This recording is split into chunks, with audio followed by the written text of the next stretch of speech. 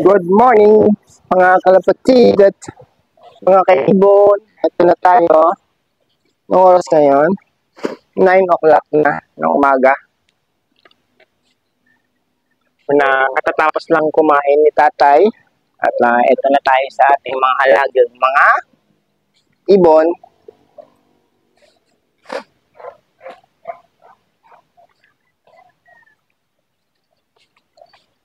Diba?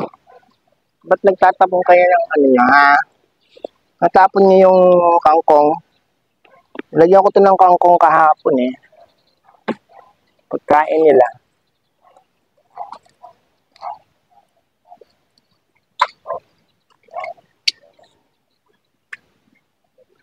Ayan, tingnan nyo, oh. Nag-aakit na sila ng kangkong dito. Siguro, ano na yan, magbe-breed na yan sila, no? Palatandaan ng magbe-breed ng mga, ano natin, ibon, mga lovebirds. Nasipon ako, ah.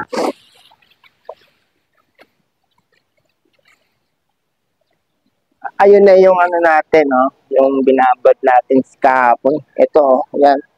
Yung solar light natin nakalagay na doon sa, ano, ang lakas niya. Ang lakas ng ilaw niya. Mamayang gabi, ano ko yan, i-video ko para mapakita nyo. Diyan ko na lang sa pumesto yung ating solar light para itong buong terrace na ilawan niya. So, ito. Yan, naglalagay tayo ng ano, kangkong.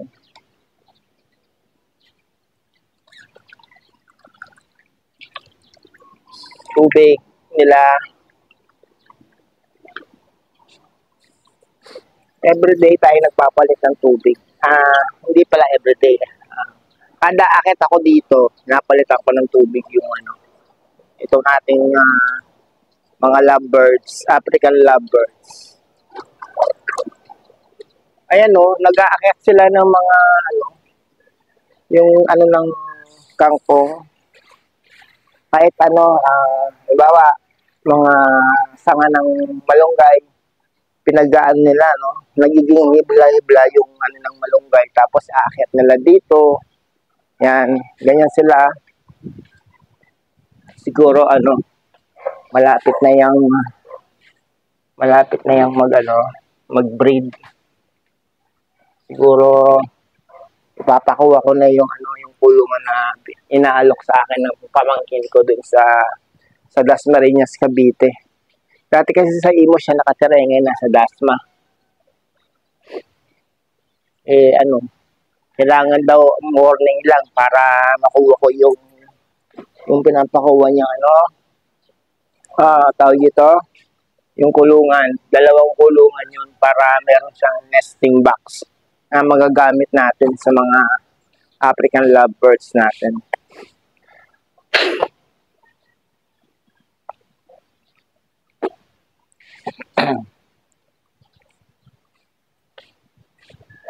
Nagdidilig muna tayo ng halaman.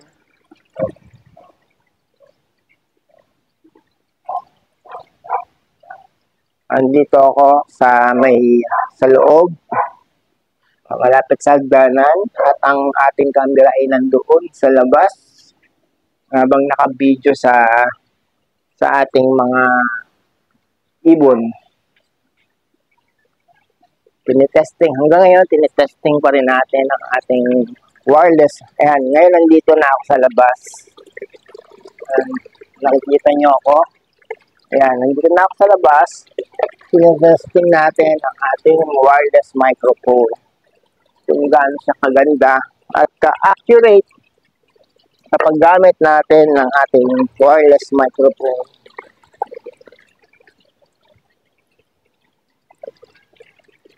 Yan. Ganyan eh. Every morning routine. Magpakain ng ibon, magdilig ng mga halaman dito sa 3rd floor. Yan ang ating morning routine. Yung ating ano dito, natuyot na. Yung blue ternate natin natuyot na. Kulang siguro sa lupa.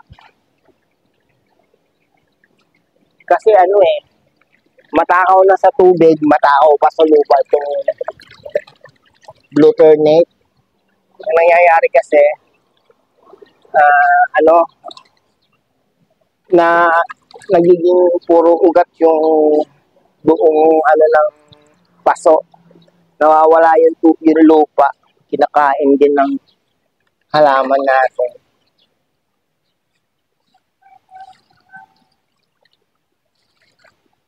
So, ayan.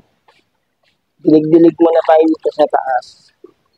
Total, nabigyan na natin ang pagkain yung ating mga alagang ibon, na lovebirds. Soon sila naman yung ano natin talaga, i-breed. Matured na yung mga yan. So, malapit-lapit na. Kukunin na lang yung kulungan doon sa pamangkin ko.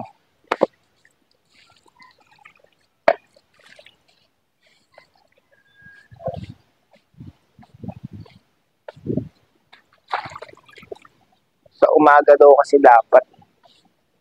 Sabi ni Jam Antonio. Si Jam Antonio yung may-ari ng ano na yun. Diba? Ano nangyari?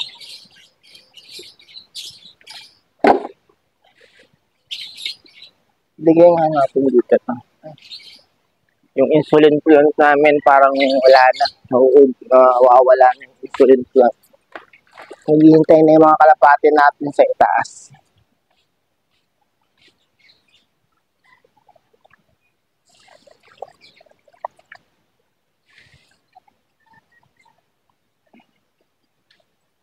Naghihintay na yung mga kalapati natin sa itaas.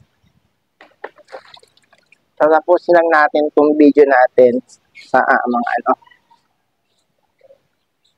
Habang naka-ano yung video natin dyan sa mga ibon, ako ay nagsasalita para naman hindi kayo naiinip kung nasaan yung narrator. Narrator talaga. Oo naman, para naman kahit paano, alam nyo na may tao dito. Diba? Yan. So, tapos na tayo magdilig. Aakyat na tayo. Aakyat na tayo sa itaas. Yan. Dito tayo aakyat sa taas. Pero, ano na yan, gagawin na natin part 2 para hindi magkasama ng video ang ating mga ibon na kalapate at mga lovebirds.